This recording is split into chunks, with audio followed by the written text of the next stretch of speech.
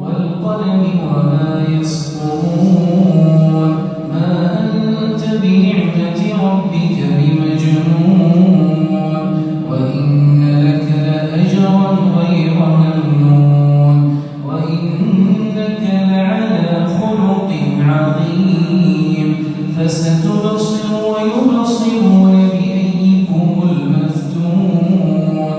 إن ربك هو أعلم بمن ضل عن سبيله وهو أعلم بالمهتدين فلا تطع المكذبين ودوا لو تدهن فيدهنون ولا تطع كل حلاف مهين هماز مشاء بنميم مناع للخير معتد أثيم عتل بعد ذلك زنيم أن كان ذا مال وبنين إذا تتلى عليه آياتنا قال أساطير الأولين سنسمه على الخرطوم إنا بلوناهم كما بلونا أصحاب الجنة إذ أقسموا ليصرمنها مصبحين ولا يستثنون فطاف علينا طائف من ربك وهم نائمون فأصبحت كالصريم فتنادوا مصبحين أن اغدوا على حرثكم إن كنتم صارمين فانطلقوا وهم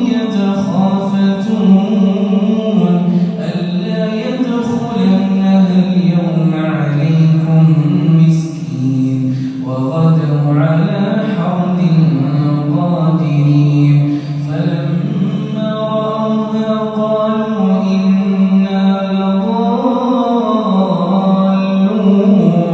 بل نحن محرومون قال أوسطهم ألم أقل لكم لولا تسبحون قالوا سبحان ربنا إنا كنا ظالمين فأقبل بعضهم على بعض يتلاومون قالوا يا ويلنا إنا كنا طاغين عسى ربنا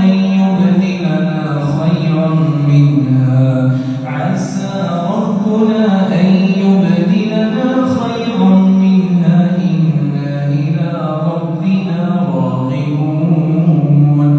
كذلك العذاب ولعذاب الآخرة أكبر لو